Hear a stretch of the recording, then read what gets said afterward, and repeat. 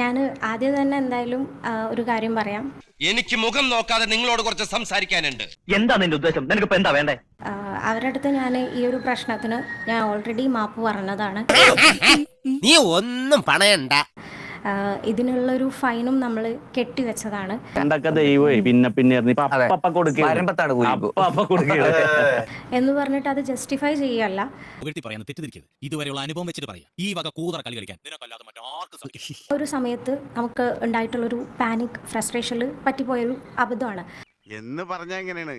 ഞാൻ ഒരിക്കലും ഇതിനെ ഓവറായിട്ട് ജസ്റ്റിഫൈ ചെയ്ത് എല്ലാവരും ഇങ്ങനെ ചെയ്യണമെന്നോ അതൊന്നല്ല ഞാൻ പറയുന്നത്. പക്ഷേ ഒരു എമർജൻസി സിറ്റുവേഷനിൽ പറ്റിപ്പോയിട്ടുള്ളൊരു അബദ്ധമാണ്.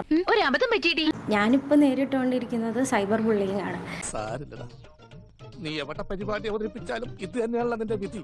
അപ്പോൾ നമ്മൾ എല്ലാവരുടെ വീട്ടിലും ഉള്ളതാണ് ഇപ്പം സ്ത്രീകൾ എന്ന് പറയുന്നത്. ഇതൊക്കെ കണ്ട് മയങ്ങി ഞാൻ പിന്തിരിയാൻ പോകുന്നില്ല. അപ്പം അവർക്ക് ഏത് സാഹചര്യത്തിലാണെന്നുണ്ടെങ്കിലും പ്രശ്നങ്ങൾ വരാം. ഓവർ സ്മാർട്ട് ആവണമെന്ന് എനിക്ക് ഇഷ്ടമാണ്. പക്ഷെ ഇത്രയ്ക്ക് അങ്ങനെ ഓവർ ആവരുത്. അപ്പോൾ ഇതാണ് എനിക്ക് പറയാനുള്ളത്. നന്നായാ മതിയായിരുന്നു.